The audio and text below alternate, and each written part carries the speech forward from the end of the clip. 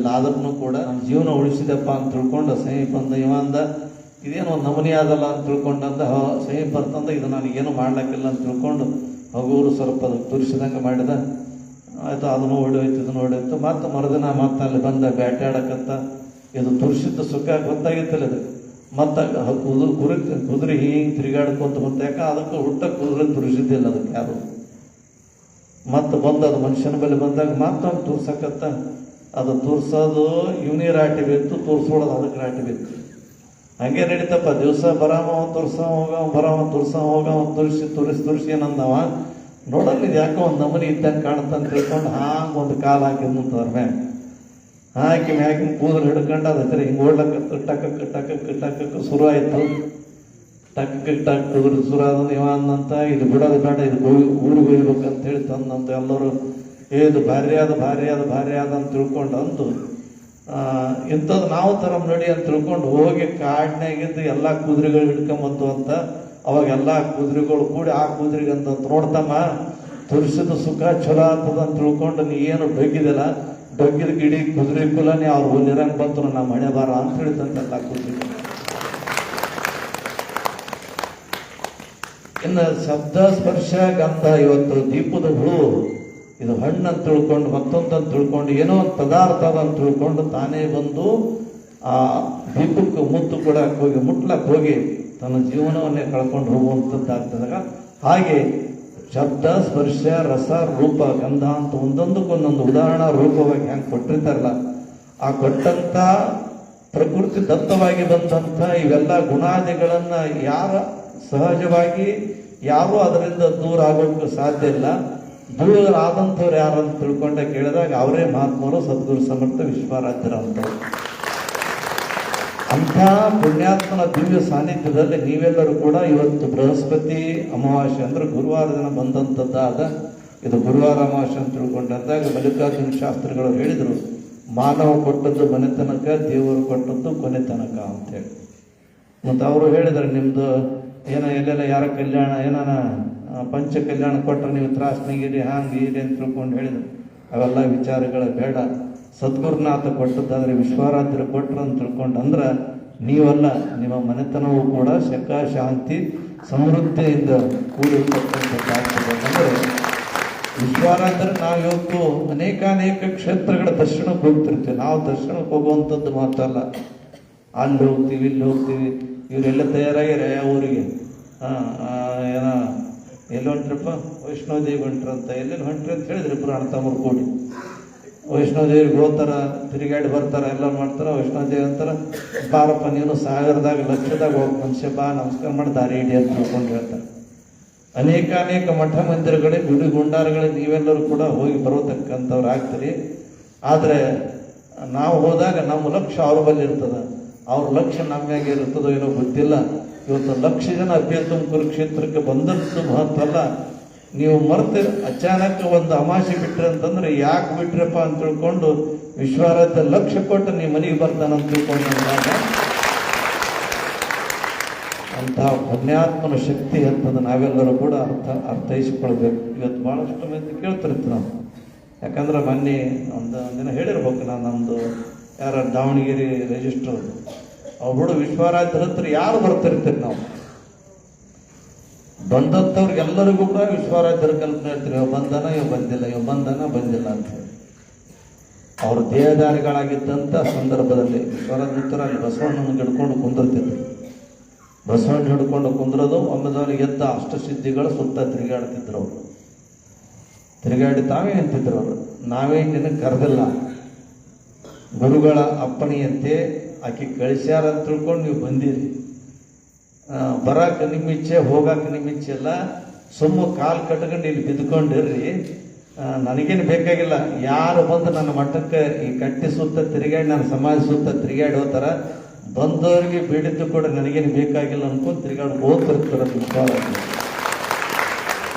ಆ ಪುಣ್ಯಾತ್ಮ ನಮ್ಮ ಸಂತತಿ, ನಮ್ಮ ಸಂಪ್ರದಾಯಕ್ಕೆ ದೊಡ್ಡ ಗಂಟಿಟ್ಟಾಗ ಇದು ಇದೇನು ಕರಗಲಾರದ ಗಂಟು.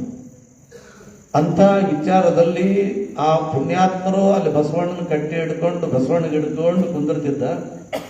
ಯಾವಾಗೋ ಮಲ್ಕೊಂತಿದ್ದ, ಯಾವಾಗೋ ಹೇಳ್ತಿದ್ದ. ಹಸಿವು, ತೃಷೆ, ನಿದ್ರೆಗಳ ಕಲ್ಪನೆ ಅವನಿಗೆ ಇದ್ದಿದ್ದಿಲ್ಲ. ಅಂಥ ವಿಚಾರದಲ್ಲಿದ್ದಂಥ ಸಂದರ್ಭದಲ್ಲಿ ಒಬ್ಬ ನಮ್ಮ ಜೋಳದಡಿಗೆ ಶರಣಪ್ಪ ಅಂತ ತಿಳ್ಕೊಂಡು, ಒಬ್ಬ ಸದ್ಭಕ್ತರಿಗೆ ಜೋಳದಡಿಗೆ ವಿಶ್ವನಾಥ್ ಅಂತ ತಿಳ್ಕೊಂಡು ಮೊನ್ನೆ ಯಾದಗಿರಿಯಲ್ಲಿ ದೇಹ ಬಿಟ್ರೆ ಮಠದ ಸದ್ಭಕ್ತರು. ಅವ್ರ ಅಪ್ಪ ಬರ್ತಿದ್ರು ಇಲ್ಲಿ. ಊರಾಗ ಯಾವುದೋ ತ್ರಾಸಾಗಿ ಏನೋ ತೊಂದರೆ ಆಯಿತು, ದೊಡ್ಡವರಿಂದ ದೊಡ್ಡ ಕೇಸ್ ಆಗ್ಯದಪ್ಪ, ಹೊಲ ಮನೆ ಹೋಗತಕ್ಕಂಥ ಸಂದರ್ಭ ಬಂದದ. ಹೆಂಗೆ ಮಾಡಬೇಕು ಅಂತ ತಿಳ್ಕೊಂಡು ಬಂದು ವಿಶ್ವರಾತ್ರಿ ಬಳಿ ಸುಮಾರು ಒಂದು 8-10 ದಿವಸ ಮಲ್ಕೊಂಡಿದ್ದಂತ. ಬಂದೀನಿ ಅಂತ ತಿಳ್ಕೊಂಡು ವಿಶ್ವರಾತ್ರಿಗೆ ಹೇಳಿಲ್ಲ, ಇವ ಬಂದಾನನ್ನುವಂಥದ್ದು ವಿಶ್ವರಾತ್ರಿಗೆ ಗೊತ್ತಿಲ್ಲ.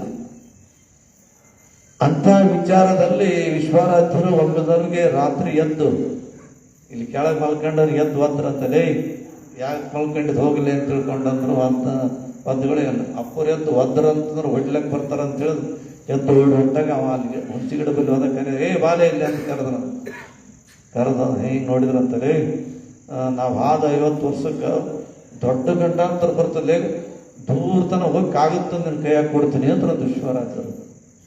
ನಾವು 50 ವರ್ಷ ಮ್ಯಾಗ ನೋಡಿ, 1 ವರ್ಷ ಅಲ್ಲ, 2 ವರ್ಷ ಅಲ್ಲ, ಮುಂದಿನ ವರ್ಷ ಅಲ್ಲ, ಇನ್ನೊಂದು 4 ವರ್ಷ ಬಿಟ್ಟಲ್ಲ, ನಾನು ಹೋದ ಒಂದು 50 ವರ್ಷಕ್ಕೆ ಹಿಂಗೆ ಗಂಡಾಂತರ ಬರ್ತದಲೇ, 45 ವರ್ಷ ಆಗ್ತದ.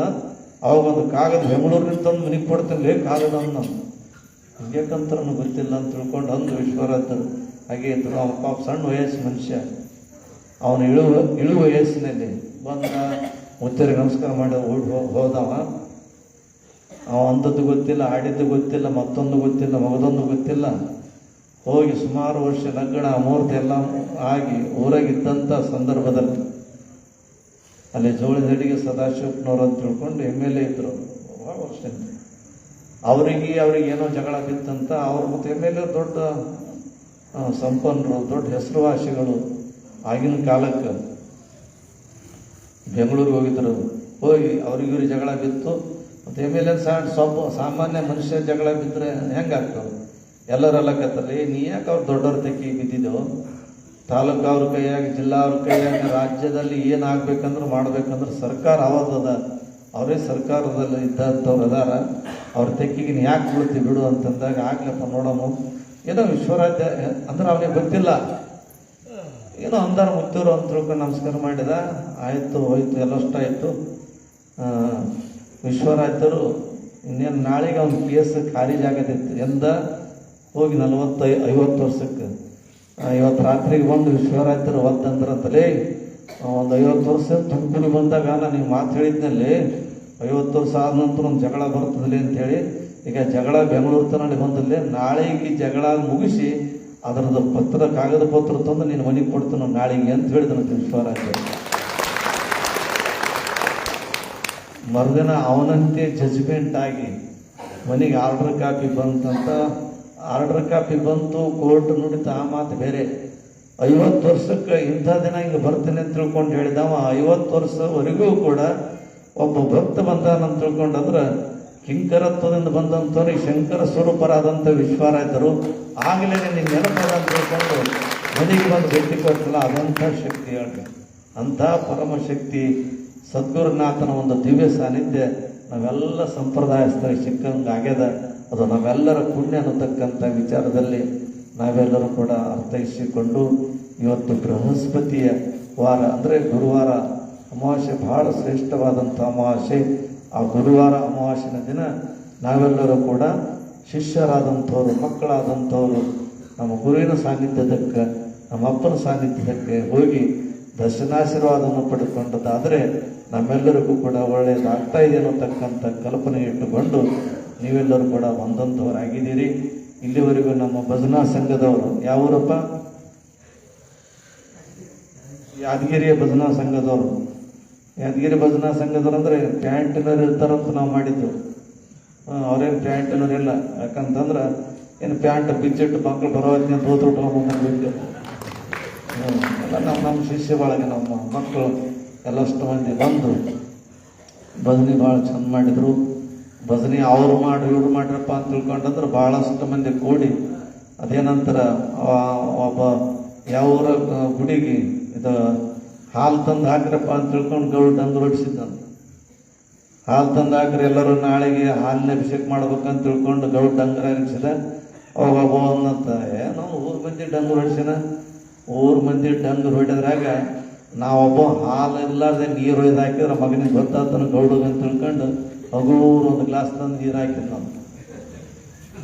ಆ ಗೌಡ್ ಬಂದು ಹೀಗೆ ಮ್ಯಾಗಿಂದ ಪ್ಲೇಟ್ ಸರಿಸಿ ನೋಡಿತಂತ ಪೂರ ನೀರೇ ಇತ್ತು ಅಂತ. ಯಾಕಂದ್ರೆ ಹೊಸ ಮಂದಿ ಒಂದು ಗ್ಲಾಸ್ ನೀರೇ ಹಾಕಿದ್ರು ಅಂತ. ಹಂಗೆ ಎಲ್ಲ ಬಸ್ನಿ ಮಂದಿ ಅವ್ರು ಮಾಡ್ತಾರೆ ಇವ್ರು ಮಾಡ್ತಾರೆ ಅಂತ ತಿಳ್ಕೊಂಡ್ರೆ ಮುಂಜಾನೆ ಹೇಳಿದ್ರೆ ಒಂದು ಹೋಟೆಲ್ ಕಡೆ ಓದ್ತಿತ್ತು, ಒಂದು ಆಟೋದ ಕಡೆ ಓದ್ತಿತ್ತು, ಒಂದು ಸೈಕಲ್ ಮೋಟ್ರ್ ತೊಗೊಂಡು ಹೋಗ್ತಿದ್ರು.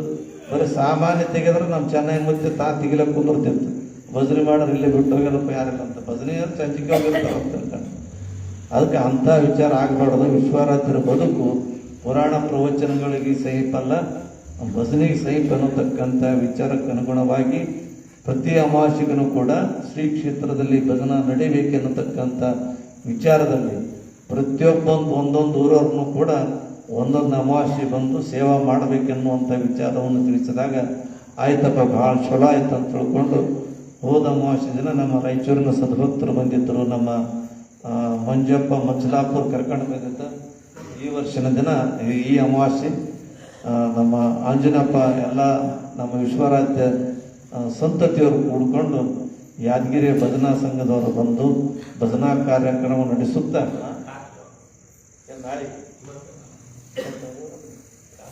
ಯಾದಗಿರಿ ಮತ್ತು ಕಾಚವಾಡದ ಹಂಗೆ ಮತ್ತೆ ಹಂಗೆ ಕೂಡ್ತದ ಅವ್ರ ಬಳಗ ಇರ್ತದ ಅವ್ರದ್ದು. ಅವ್ರವ್ರು ಯಾರಿಗೇನು ತಿಳ್ಕೊಂಡು ಒಂದು ಊರವರಿಗೆ ಅಂದ್ರೆ ಪ್ರತಿ ವರ್ಷದ ಆ ಅಮಾವಾಸ್ಯೆ ಅವ್ರ ಸೇವೆ ಇರುವಂಥದ್ದಾಗ್ತದೆ. ಇಂಥ ಒಂದು ಸೇವಾ ಭಾವನೆಯಲ್ಲಿ ನೀವೆಲ್ಲರೂ ಕೂಡ ಪಾಲ್ಗೊಂಡಂಥವ್ರಾಗಿದ್ದೀರಿ.